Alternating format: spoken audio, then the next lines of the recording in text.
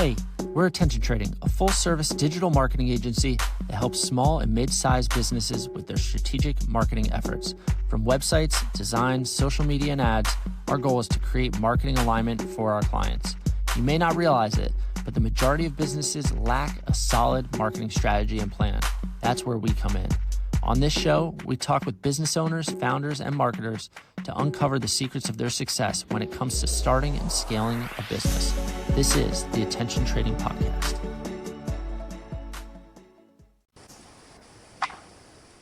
What's up, everyone? Welcome to another episode of the Attention Trading Podcast, where we talk with CEOs, owners, founders, and marketers about how they grow, scale, and operate their business. My name is Max Lowy. I'm here with my co-founder of Attention Trading, Steve Alves. Today's guest is a man who took a family legacy, a brutal economy, and a whole lot of faith and turned it into a business that shines a little brighter every year.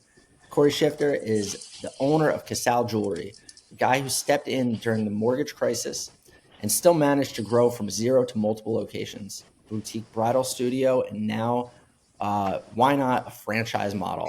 His story has it all: the funny first watch moment, the battery promotion that unexpectedly sparked a momentum, the decision to put ring on the engagement instead of going high-end watches, and his mission to carry forward his father's legacy alongside with his brother Danny.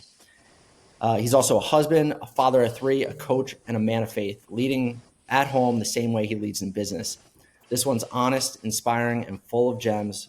Cory, welcome to the Attention Trading Podcast. Wow, that's a great intro. I'm going to just clip out your intro and do it every time I walk into a meeting or something. Yes. You know, I've been told my intros are just like spot on, so I'm going to keep going with it. Yeah, I mean, we should just end the podcast here. I mean, I don't think it can get any better. It's all downhill from Thanks here. for having me, guys. Appreciate you. Yeah, no, of course. We're super excited to have you. We want to kick this off how we honestly kick off every episode. We want to hear from you a little bit, one, about yourself and about Casale. All right, cool. So like you said, my name is Cory Schifter. My family started in the jewelry business back in 1986. My dad tried to make a better life for our family and went out and sold his taxi medallion and did a lot to kind of raise capital and funds to be able to start the jewelry business. And he started it, he built it, he grew it with my mom, and they fought and they tried and they just battled, fought with each other, fought with everything, basically, fought against the odds that he wouldn't make it, My dad, I don't know if you guys ever watched The Honeymooners, but, Ralph Cramden was famous for coming up with these harebrained schemes that never worked. Well, my dad was also famous for that as well. And, but this one kicked off and worked, he put everything he had into it. And back in 86, back when this happened, I stayed with my grandmother for some time, who was a diehard Mets fan, hence why I'm a diehard Mets fan. And 1 year, one win for us, I guess. It was the greatest year ever for the Mets, right? And fighting everybody and winning games, comeback victories, and then that was it. So I switched from a Yankee fan to Mets fan, and that was the start of not only the legacy for me as a Mets fan, but also for my kids as well. So they have to suffer through it as well. But with that being said, listen, the mom and pop business, the working for my dad and mom, and being there with them, and seeing how they knew everybody's name, and I always kind of enjoyed being there, even though I was wrapping gifts and just being there with other kids that were my age, that what I would run around with and play with at the store while they were servicing their customers and just connecting with people that valued them and trusting in them to help with special gifts or even self-purchases at times. It was cool, it was nice because I always remembered how they remembered their name. And I remember I used to call them like the cheers of jewelry stores, right? Like everybody knew your name, you walked in, you were greeted, and how's this one? How's that one? I know that one. Your aunt was not so well. And, there's just always that warm sense of comfort that you felt when you walked into my parents' store that they always remembered. I always wondered, how'd they do that, And now I'm doing it, so it's not at all about remembering. It's really just about caring for those, right? And that's what a small business is. It's about caring for people who connect with you and trust in you to help them and become extended family, which is awesome, So it was a journey for my dad and mom and family to be able to, watch them go through the ups and downs of building a business. But, now that me and my brother are managing different businesses, but still doing the same thing in jewelry. You know, my brother is a designer as far as wholesaler, and now I'm rebuilt back in 2009 Casale Jewelers, which was purchased by us when we purchased out our competitor. My parents started as independent jewelers, which is a bunch of independent jewelers in a flea market setting kind of thing, which is kind of cool. Oh, wow. But yeah, they converted everything over just to them. I took over in 2009 during a mortgage crisis. My father, unfortunately, is at this point 100% disabled on hospice, but mentally there. So, you know, he's proud of us, and we do our best to not only do it for him, do it for us, and do it for our family, but, you know, just continue to grow and battle and just, you know, carry on his legacy. You know, he started this for us, and who we'd ever say we're tired or we can't push through the things that we push through. So, you know, overall, we're carrying things to the next level, and I'm excited about where the future brings for me, but also for my family as well. Now, being a family-oriented business, do you expect this to be something you carry on for your children as well, if they have interest in it? Interesting. So my dad told me there's no way I'm getting into this. So I don't know. You know, I guess we'll get into the franchising, what you mentioned at the beginning during the intro, but, you know, I like the franchise model, possibly for them if they're interested. Whatever they want to do, they can do, you know, and the number one thing is as a coach, as a dad, as hopefully a leader in my home, is that I encourage my kids to go out there and fight for whatever they want. Because it's not about winning all the time, because we all don't win, right? It's a matter of when you lose, you know, you continue to fight for what you want, you know? So that mentality through sports and through school and, you know, just living life, right? Just going out and giving your all. So, you know, whatever they decide to do, I'm confident, one, is that I'll be there to support them. But two is if they want to go into the business, I'll also be there to support them, right? So I have a little bit of experience doing this. So, but whatever they think is, and whatever they believe, it's on them, and I'm supporting them 100%, whatever they decide. That's awesome. Yeah, I mean, I've been part of family business for a long time. We love small family business, and I think it's funny because even what your father told you, you're never getting into this business, and then you get into the business, and then you take it into a different realm, right? And so it's always interesting to see like how it goes generation to generation and what could actually happen. So, yeah. Love that it's a family, or at least it started family business. Now you're expanding really the family. You're building a new family, right? With the franchise model too, which is kind of cool. I have a question though. So, because I know we're only really focused on engagement rings, right? And the wedding atmosphere. Was it always that way, or was when your dad and your mom ran it, was it more just all kinds of jewelry, the watch, everything? So my parents I think it's a great question actually. So it's, I guess the niche, right? Like the focus, right? For my dad and mom was estate jewelry. So they were known for that. That was their thing. People would come in and they'd love the fact that they had estate jewelry everywhere, right? And when I first took over Casale Jewelers in 2009, it was August at the time, I tried to bring that in, but it was a different clientele, you know, or the lack of clientele at the beginning was alarming. But with that being said, when I did try to bring in the estate side, it didn't work. But, you know, also I had to find ways to get customers in the door, I guess, because at the time it was a bad time for any type of business, really, with the mortgage crisis that was going on back then. So at the time, I tried to explore, and then I tried to be everything, you know, and then I realized I'm like, I have to find something, you know, and that something was the bridal market. I felt like there was a missing piece where, you know, the bridal customer wasn't valued like others, you know, like when you know, you guys are married, right? Like, so you know the deal. You've been to catering halls and stuff, right? And florists and that type of thing. You know, when you go there, they try to win you, right? They wine and dine you. They prepare stuff. They really go out of their way to win you, right? Like, and I felt like in the jewelry business, there was a missing piece where they didn't try to win you. They just tried to sell you. And I was like, wow, this is interesting. I'm like, I feel like I could be different, you know? And, funny story. So my wife and I, well, my fiance and I at the time, we had just gotten engaged, and I was like, come on, let's go to the mall. She goes, why? I'm like, I want to walk around other jewelry stores before I get into the business, you know? This is the first time I'm sharing this on anything. So you guys. Exclusive. Anyway, That exclusive. now it's all going to get exposed, right? So, she's like, all right, let's go, right? So, we go to the mall, and I got a tank top on, I got tattoos, whatever it is, right? So I wanted to go to the different stores and see how people treated me, right, and her. So we sat down at a store, and this woman sat down at a table next to us. You know, we show her the ring and blah blah blah, and she said, "Oh, you're going to need something custom and whatever, but don't come to us. Go back to where you got it." I said, really? I said, well, I don't like where I got it. You know, meanwhile, it was me, right? You know, but I don't like where I got it, right? I'm exploring other options, right? And she said, well, it's going to cost you too much here. I really think you should go back to where you bought it from, you know? And I'm like, okay, you know, takeaway number one is don't hire someone that would tell anybody that, right? Let's stay with that thing, right? So I said, okay. So we walked away.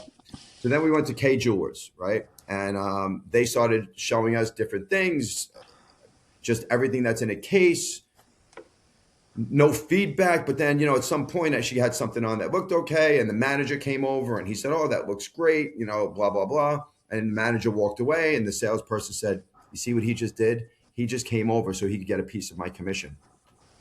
I'm like, oh, wow. Well, that's interesting. Okay. Takeaway number two is no individual commissions are based on that type of work. Okay. So I walk away with that. Now we went to Hellsberg, right? And this is my last one. So Hellsberg was an interesting one. We walked in there and we're standing at a case, right? Nobody's in the store. And there's two salespeople in there and they're talking, right? And we're just sitting there, waiting. And I go up to this woman. I'm like, excuse me, ma'am, we're just kind of waiting to see wedding bands. She goes, oh, we'll just be a few minutes. I said, okay.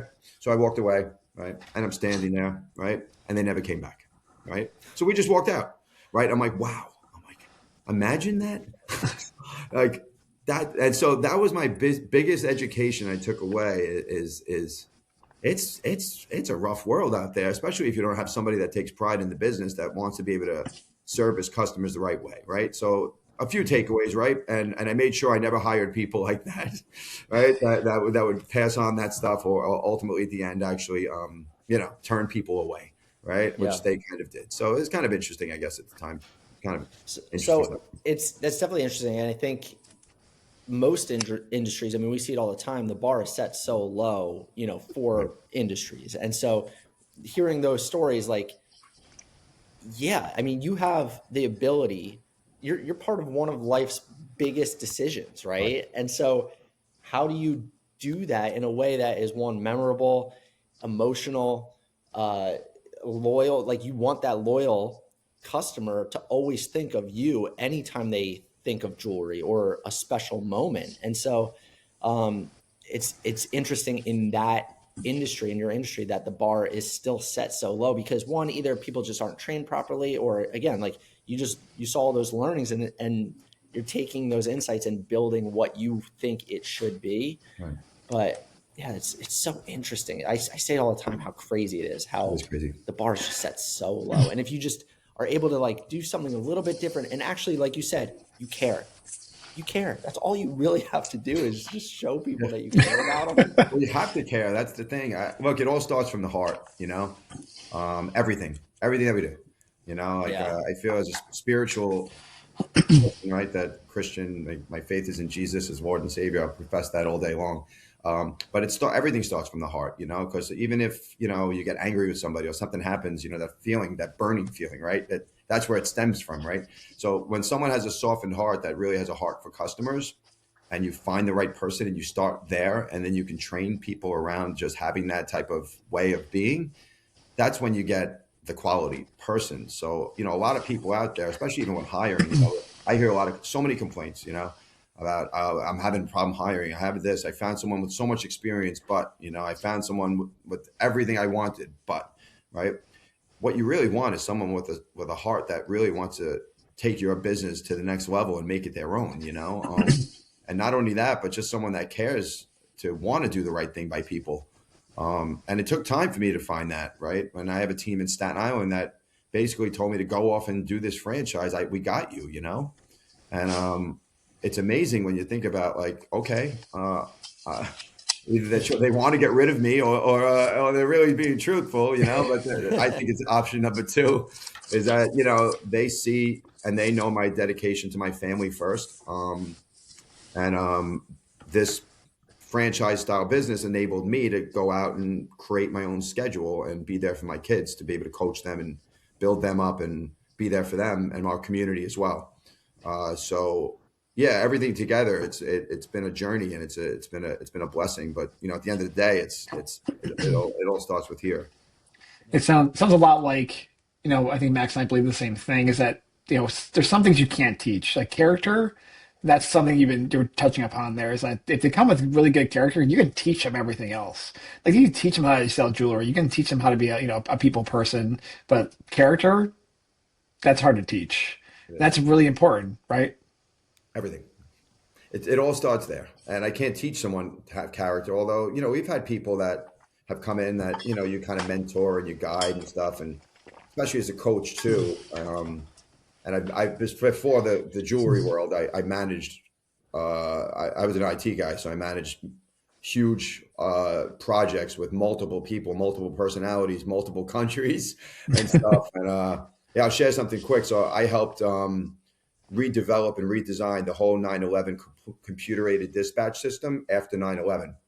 So one of the towers went down, and there was a mainframe system in one of the towers, and the 911 was down for 23 minutes. So we built a system for the NYPD that was what they called a fault tolerance system at the time, and we built 2 independent systems over in Police Plaza and Metro Tech in Brooklyn, and helped redesign that whole infrastructure and framework. And I was a big part of it, actually. I was a $43.5 million project in 2002. And I was as soon as Bloomberg came into office, this was his first initiative, because 911 cannot be down for 23 minutes, especially in a situation like that. So, that career, that lifestyle I lived of managing people showed me how to adapt to people, but also how to build people up too as a leader, gave me leadership capabilities to be able to lead a team to the right way of doing things rather than just the way, So it's been a journey for me. It's been a pretty good one. And that was a really cool project I got to work on and spend time for a long time. Yeah, no, that's really cool. And different too. Like that's a unique. Yeah, what a pivot. Yeah, I know, right? So here I have a few questions here, but I want to talk a little bit about, I guess, we're talking diamonds, right? We're talking jewelry. We're talking engagement rings. Real diamonds, fake diamonds, or engineered diamonds. What does that mean to the average person? I know when I was jewelry shopping and looking for my wedding rings and engagement rings, I was confused more than ever. Yeah. But educate us. Tell us a little bit about this. Okay, here we go. You ready? So this is what I give to every one of my engagement ring customers that come through the door. So I travel the world with De Beers, right? De Beers are the reason why diamonds are in the world today, right? So ultimately, I went to a diamond mine. I went to a cutting facility. I went to Belgium, Antwerp to be trained by them. I actually wound up at the Oscars, which is interesting. The Oscars after party with De Beers because they dressed as celebrities. Mm-hmm. So it was a journey, right? It was very interesting. That's a whole nother episode. Got it. A whole other episode.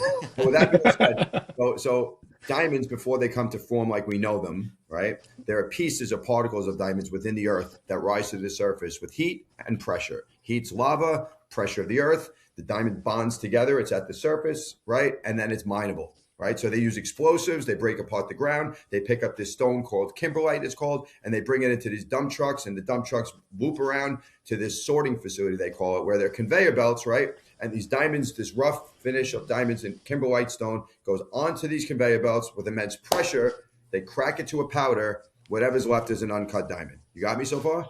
Right? Okay. So now they have these uncut diamonds and they sort through them, and then De Beers is done. They did their job, right? So now you two, let's say you two are diamond tears, you're sight holders, you're diamond cutters, multiple names. But your job is to take this uncut diamond and bring it to shape like we know them, right? So now if diamonds are the hardest substance on earth, how do you cut one?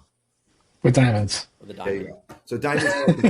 Good job. You did your homework. Good job. I was waiting for Max with the Mr. Intro over there if you would have got that, but anyway. So diamonds cut diamonds, right? So hear me out. So they put it in spinner 1, spinner 2, spin, spin, spin. Whatever's left are diamond particles or pieces of diamonds. Correct? So 2 minutes ago, diamond particles and pieces, diamonds rise to the surface, heat and pressure, right?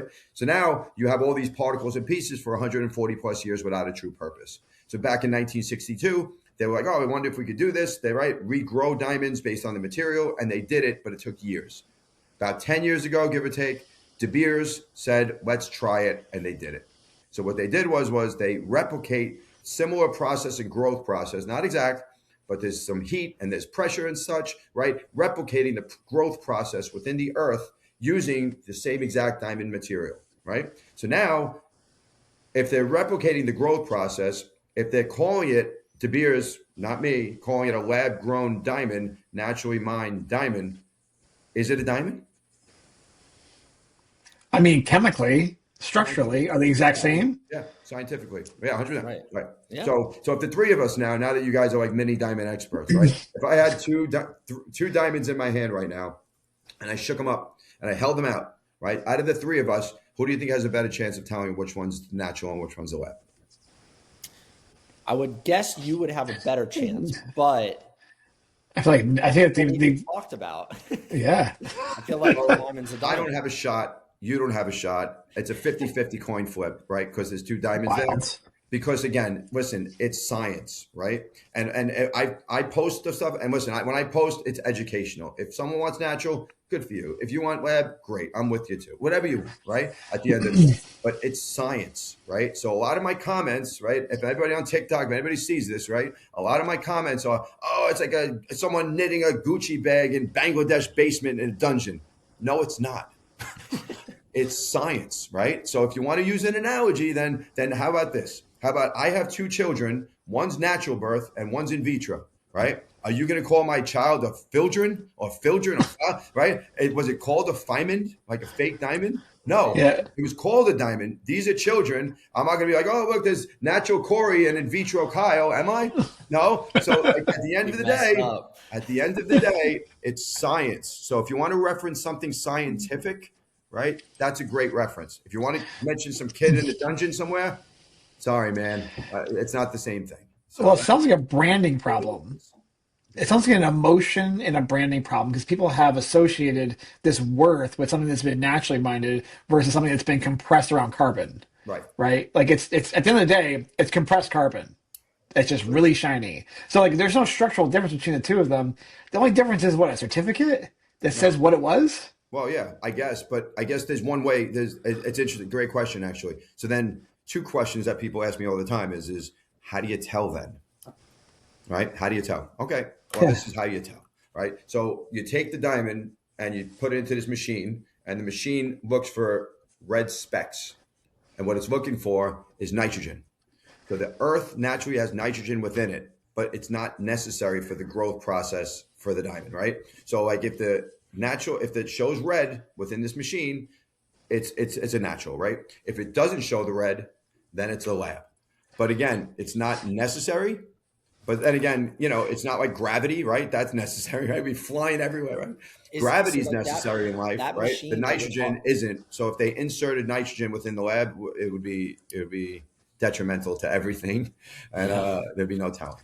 So that's the way it works. That machine, is that like a normal standard machine that jewelers have? Well, it's like it's coming about more where it's more easily accessible. I don't have one right now. I'm going to get one.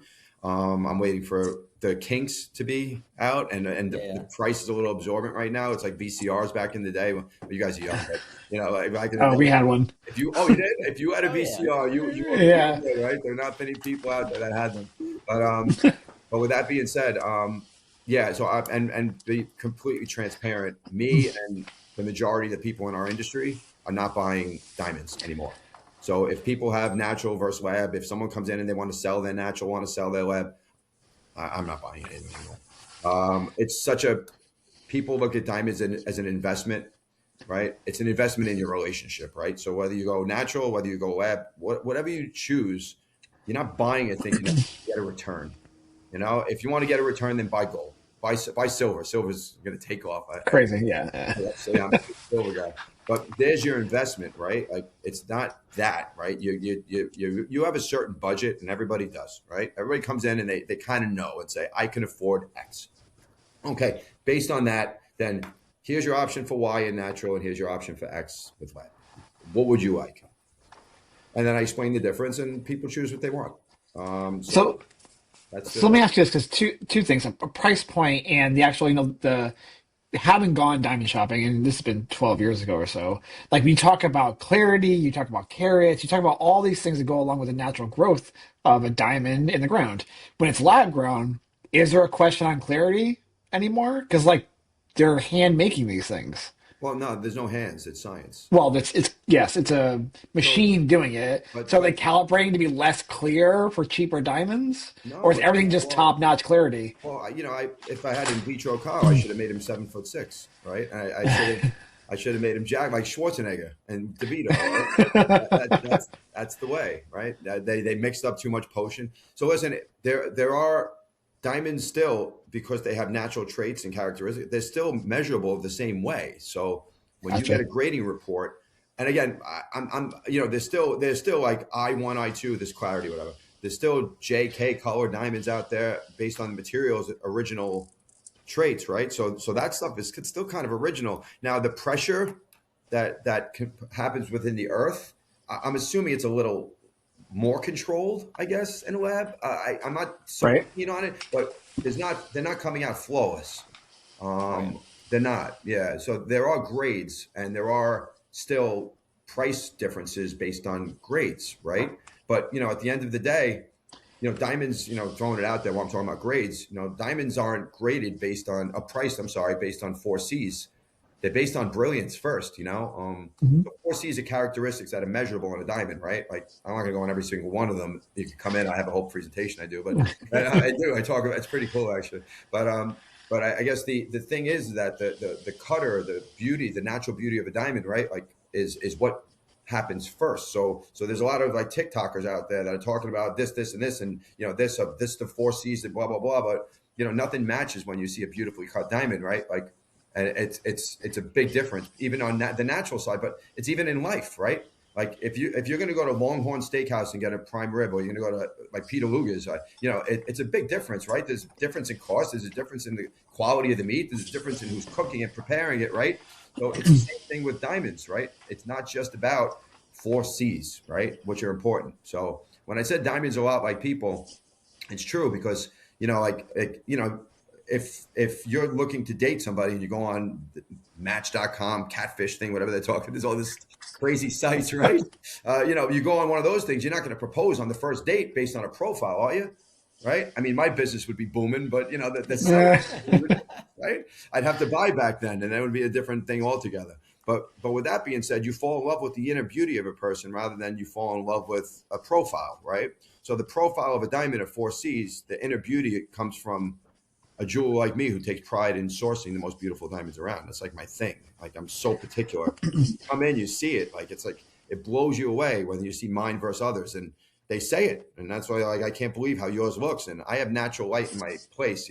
The jewelers have those beaming lights, the ones that are burning on your head, right? Mhm. It's no good that's why you guys wearing hats. You thought I was going to have these lights. But we don't have that. I have all natural light so that you get to see the natural beauty of how beautiful It's actually these gonna diamonds look are. like. It's actually an interesting quality too. Like, you thought that deeply about it that you wanted to bring in natural light versus like incandescent or fluorescent.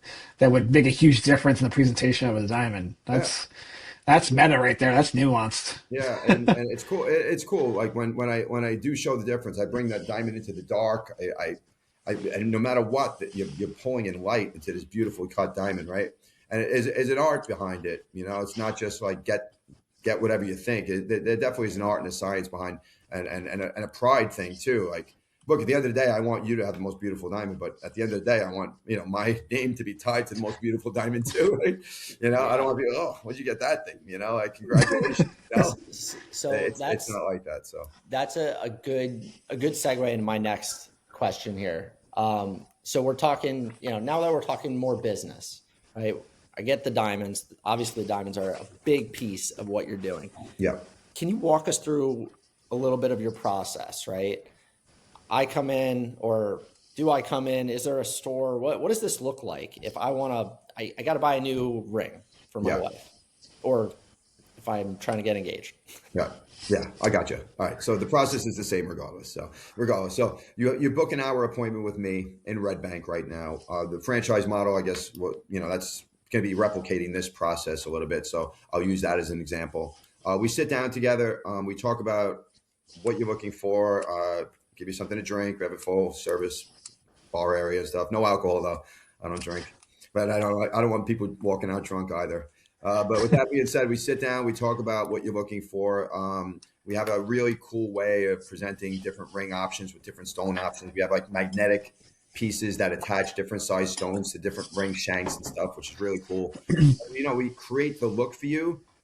We educate you. So you get to come in and you get to learn about diamonds a little bit and become a diamond expert. It's kind of fun. Gave you guys a little bit of it. But, you get to learn that, but then you get to see now of what you learned. You get to see what you don't want, and then you get to see what we have, right? And you get to see the difference right there. And it's in a real live environment where you're sitting on a couch area, you're comfortable together. Couples are coming together now too, which is great. So, they're getting to experience this together. This big surprise is really the proposal and the finished product, because at the end of the day, we take your idea and your vision and we create everything for you rather than sit there and pull something out of a case and try to sell you this and tell you, I'm going to size that for you. I'm going to alter that for you, alter fix, alter size, blah, blah, blah. Let me design it for you so it's perfect. We give sketches. We give these 3D virtual renderings, which are really cool. We 3D print, which is sick. It's so cool. But I guess, talking about my technology background, I built this business based on being able to give our customers something that they would never get anywhere else, Yeah.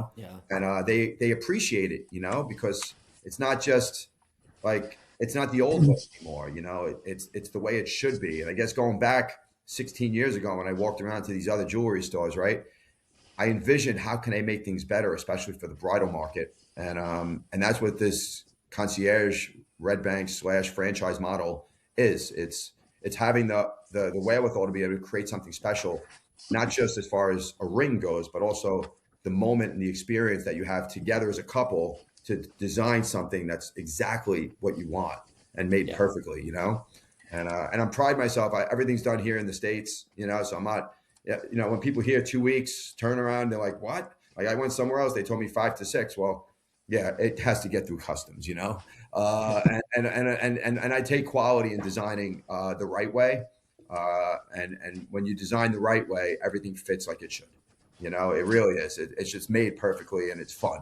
It's a fun process. So the 3D printing piece perks my ears up. So I'm thinking to myself, was that a need to give instant gratification in a world where we're all feeding on dopamine? Was that the play there so that you weren't? Because I feel like if you go into any place now, they're like, yeah, this is what it can look like, right? And you're flipping through brochures and you're like, that setting looks nice, but I really don't get the look and feel, right? Like I'm a big in-person purchaser. Like I can't buy big purchases online. I can't do that. I have to physically see it, right? So is that the play there? Is it like someone can get it, they have a real time, they can actually see how it looks and then modify it? Is that the play?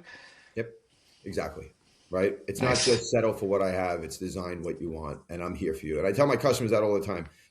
Some people are pickier than others. Some people approve on the first rendering, right? You get a text message directly from me with sketches, with links to virtual spinning, rotational things that you can move yourself and see every angle.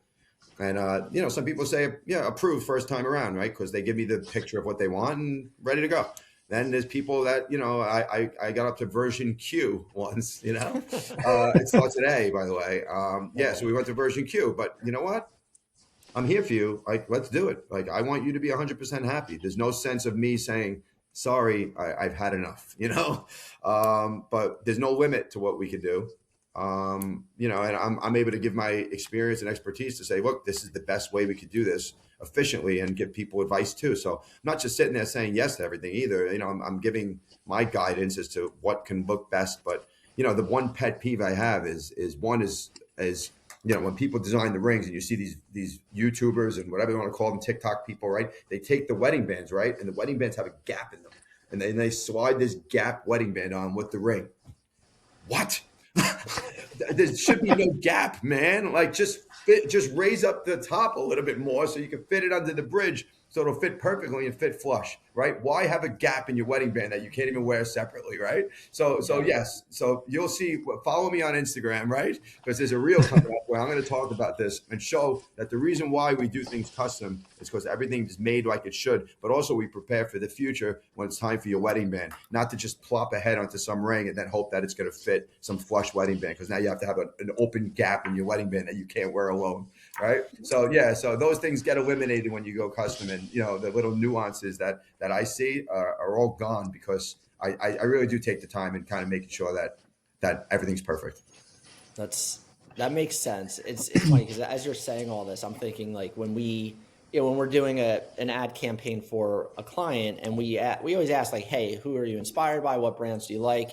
And I would say 8 out of 10 times people will say, oh, I want to look or feel like that Nike ad, right? And I'm like, well, they spent $40 million on that, right? Like you don't have the budget to do that.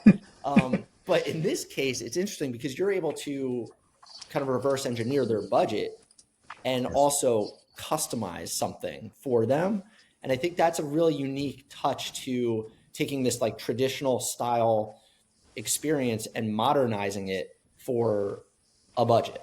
Yeah, exactly. That's we cool. We go budget first. And I think the interesting thing is like, we start with the budget and we grow from there, right? Like when people now, it's interesting because when I first started in this, I was thinking, I built this high end feel and experience in Red Bank. It's a great point actually, because ultimately I started to realize I'm like, I want to give this to everybody. Like I think everybody deserves an experience, and I felt like in the beginning, like my ads were more high end feel.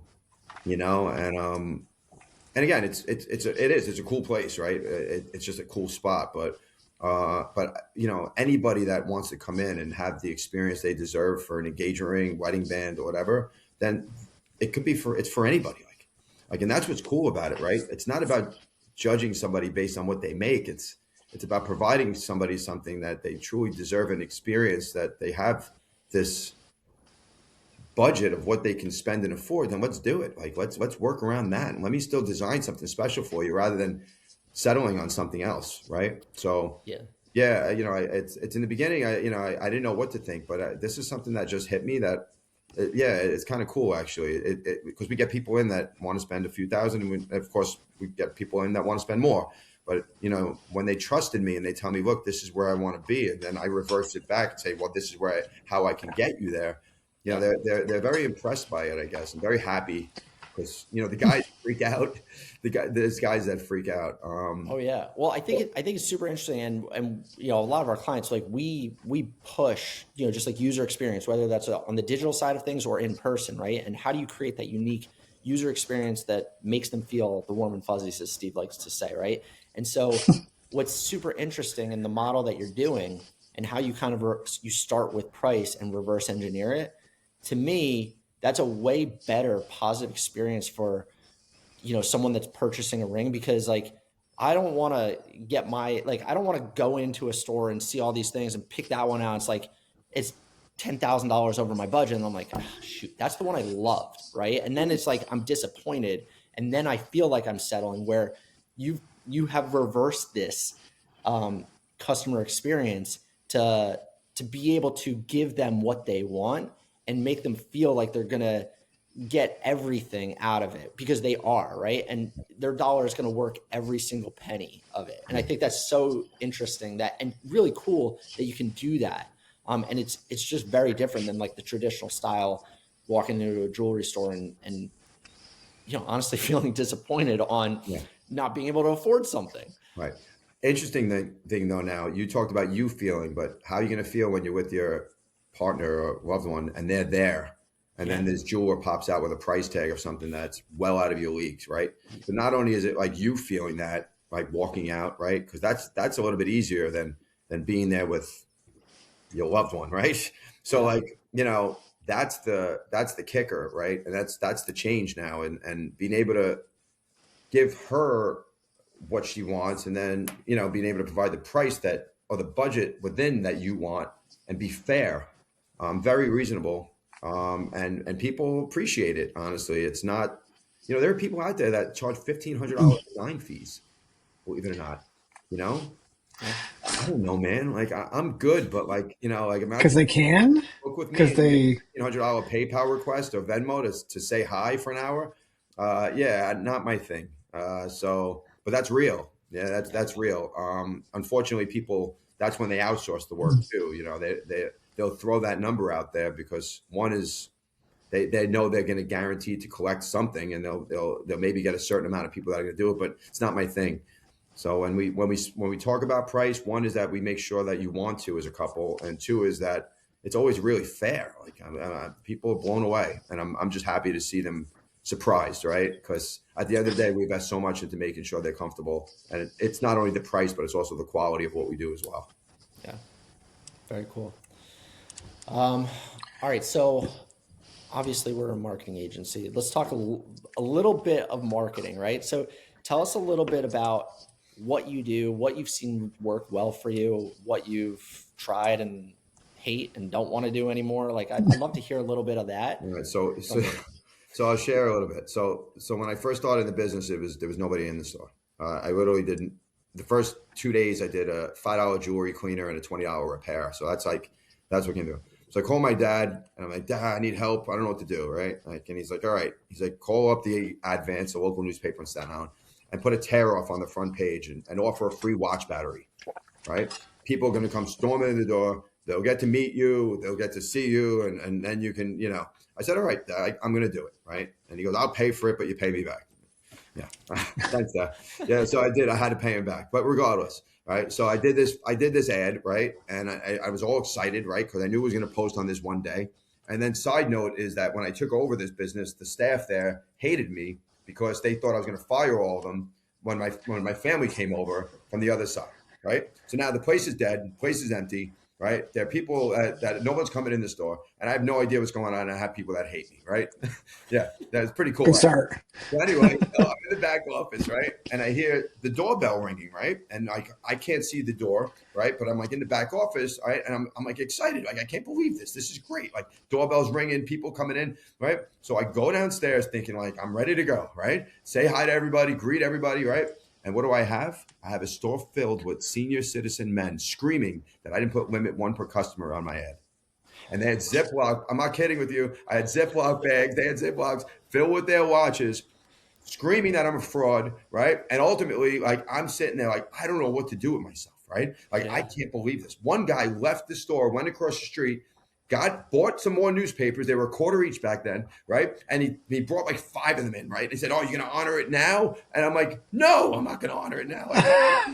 I'm like, so I, you know, like every good businessman, right? We have to find a way out of this, right? How am I going to make this right, right? So at the time, though, I wasn't a businessman, right? I was an IT guy, right? So I did what every other guy would do, right? I waited for the right moment and I ran away. Right? I ran back to the office, right? And the manager at the time, right? She came back and she goes, "What are you doing? You got to come back here and you got to take care of this." I said, "I'm not taking care of anything. Like, I don't know what to do." I said, "Please handle this." I'm like, I'm dying here. I'm just trying to make this work. Like, please help me, right? So she started laughing at me because she saw I was kind of human, right? Humanizing myself, right? And she went down, they handled it. Needless to say, somehow within a few weeks, this all panned out and everything worked out where I was like, wow, like there's no quick way to marketing yourself and to building a business, right? It doesn't happen overnight, right? So I sat down with each of my employees at the time and I expressed this and I said, look, I have no idea what I'm doing. Trust me, stick with me. I'm going to figure this out, right? And ultimately, I just found my own creative way to tap into the bridal market and start the first ever race for a ring, where I gave away a $10,000 engagement ring, and it was a 3 to 4 month promotion at the time. Starting on social media, having a comedy night to raise money for local charities, and then ultimately running this race. The first year, there were 5 limos chasing and racing all over Staten Island with the news following us and everything, and we had one couple that got to propose after this big thing at our store that we had. There were people everywhere. It was insane, right? And it worked out to be one of the best promotions I ever had, where I was able to give a customer a free $10,000 engagement ring that we had custom made for them. And that was the beginning. And I realized there's a combination of things there, right? There's the promotion, there's the community, and then there's the couple. right? So the contest, community, and the couple, all the three C's, right? So at the end of the day, we accomplished all of it because through this race for the ring that we had 9 years, we were able to give back close to $200,000 to charity. We were able to give 9 couples an engagement ring.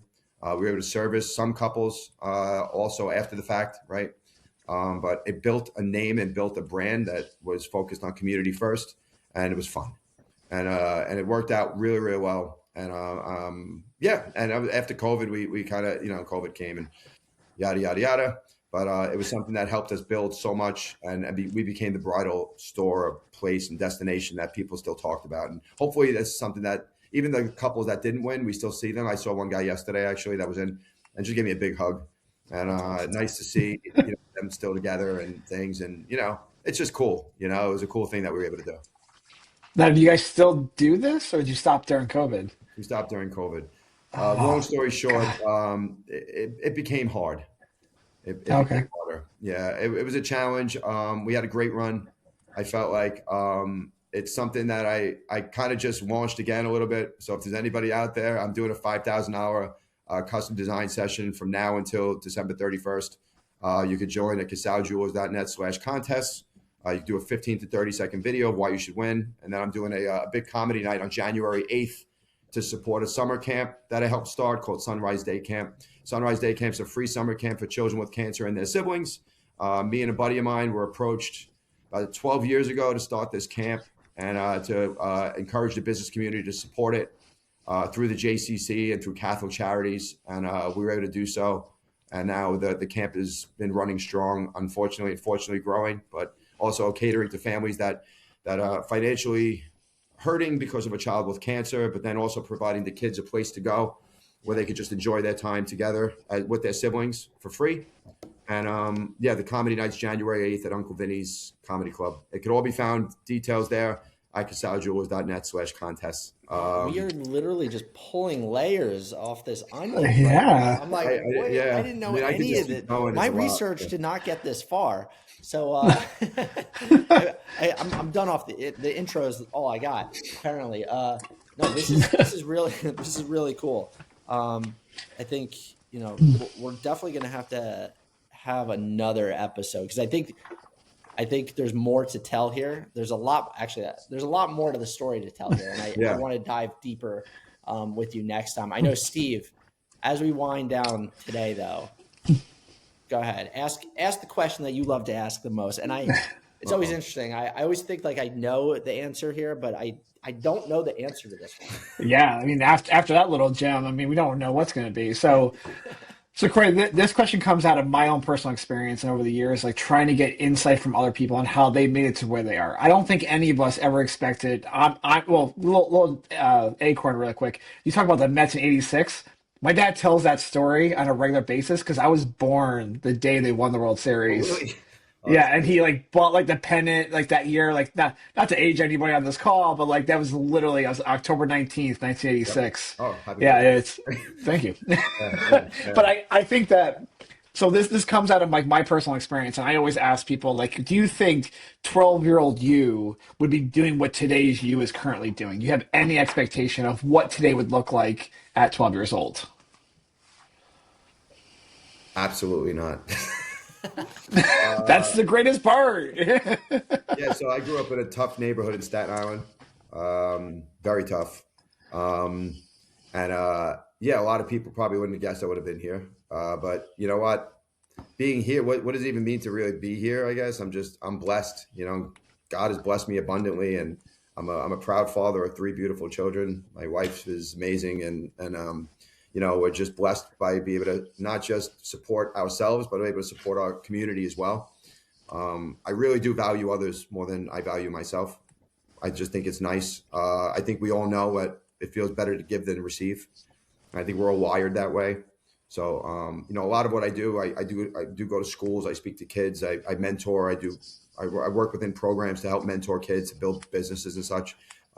There's a lot that goes into me that people don't know about because, I'm not going to go and post. I'm here with a student and I help them do this. But, one of my kids actually went to the Nationals and won this big, huge scholarship for being the Young Entrepreneurs Academy Student of the Year. So, pretty cool. But like, the valuing of others is something that I guess as a 12-year-old kid, you just value yourself really, right? You value the fact that somehow you got to find ways to get through school and other things. I was always creative with how I got through school. So that maybe that would be a little bit different as far as similar in a sense. But listen, I'm grateful, man. I'm 50 years old now. I try to fill myself with as much wisdom as I can to lead others. And, it's all biblical. So if I can follow Jesus and live a life that he lived and try to emulate that for others, then, the value I can bring out to others is not just advice or whatever. It's I really care for others like he cared for us. So powerful stuff when you think of it, really. That's awesome.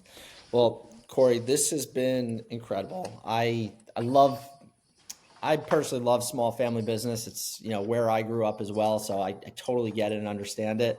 I just love seeing how you're taking that traditional style and modernizing it and making it something even better and unique. So love it. For everyone listening, where should they go and find you? This is your chance to, throw your plug in. How can they find you? How can they connect? What do you want them to do? Follow us on Instagram. You can see some of my crazy Cory videos that go out there, actually. We are doing a fun promotion. It's 5 inches of snow on January 7th. I'm giving everybody a refund. Like, how am I doing that? It's insurance, guys. I buy insurance. So people are like, are you crazy? You're going to lose all this money. It's insurance. So if you go to Casale Jewelry, our website, there's details there. Look, if you want to patronize a small business, I'm here for you. You can book with us in Red Bank. Stop into Staten Island, open 7 days a week now. If you're looking for some classic collection jewelry, Red Bank's got it. Custom engagement rings, we got it. Red Bank, Staten Island as well. But just here for everybody. We're the jeweler for everyone. We don't limit what we do for people. We just provide the best possible service and quality of product that we can. And everybody, like I mentioned, in my Staten Island location, I'm so grateful for. And, we're just grateful for everyone that patronizes our family business and supports us, because the more you can support us, the more we're just going to be able to help others and give back as well. So just appreciate everybody here that's watching, and appreciate you guys too. Thank you for hosting me today. And just grateful for the opportunity to come back one day and hopefully make an impact on those listening as well. Love it. Well, Cory, thanks so much for being here, man. Yeah, appreciate it. Keep building, keep serving the community, keep helping people celebrate life's biggest moments. And thanks for joining us on another episode of the Attn Trdg Podcast. God bless you guys. Appreciate you. Thank you, everybody. Thank you. Thanks, Cory. Take care, guys. That's a wrap for this episode of the Attn Trdg Podcast, where we break down what's working in marketing so you can capture, convert, and keep attention. If you got something valuable today, subscribe, leave a review, and share it with someone who needs to hear it. For more insights and strategies, check us out at attentiontrading.com.